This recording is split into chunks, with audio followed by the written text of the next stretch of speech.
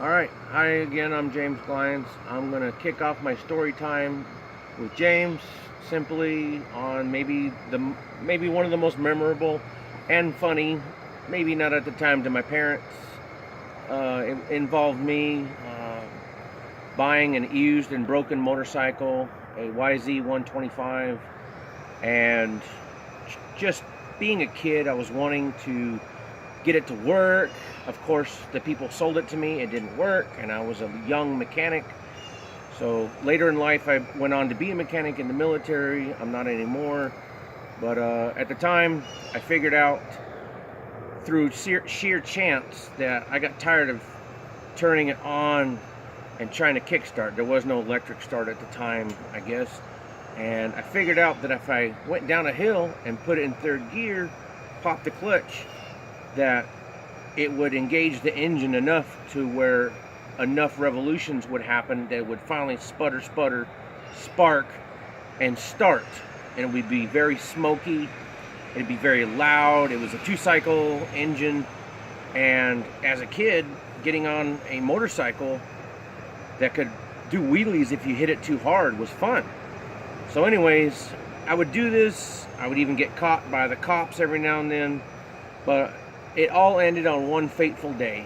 It involved my friends.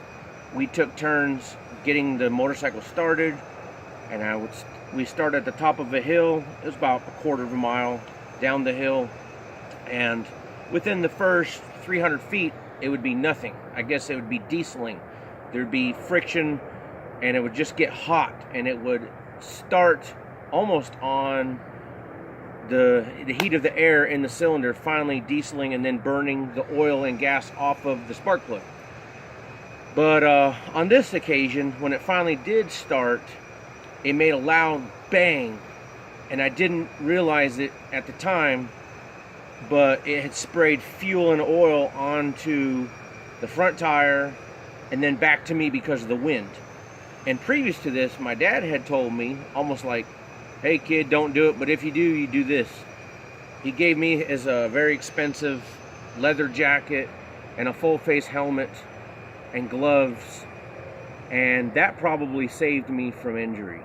So once that made that explosion, the front exhaust, which was swollen, I didn't know it, had been filled with oil and gas, and when it exploded, it shot onto the front tire, which then became on fire and sprayed me, and I became on fire, and now is accelerating. And since I was in third gear, anybody knows anything about motorcycles, first gear probably to 20 miles an hour, second gear 40 to 60 miles an hour, third gear probably up to 90 miles an hour. Well, in less than 3 seconds, I found myself going downhill full blast, 80 to 90 miles an hour, and on fire. And I remember the neighbors watering their yard in the front looking at me like, there goes another dipshit kid. And it was really loud because now I had no exhaust, and I could feel the flames on my face, on the helmet. I could hear the roar behind me, and I realized that as long as I kept going fast, that it would burn out. And that's what happened.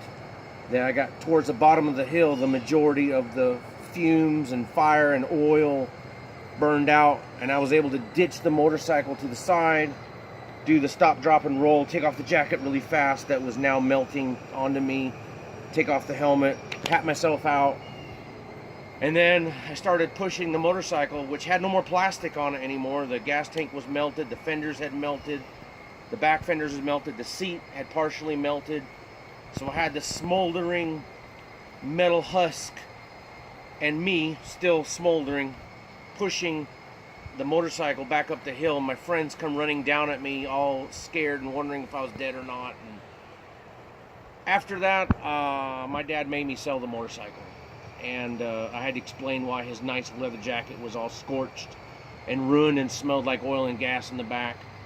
And so it was kind of funny, but I can just remember as I was pushing the motorcycle back up the hill, one of the neighbors was almost like, I knew you'd kill yourself one day.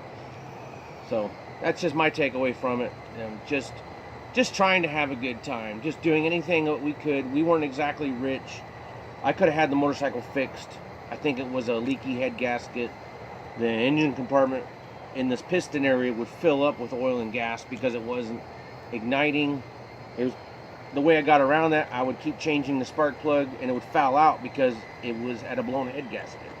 So my end of it was I lived. It was fun.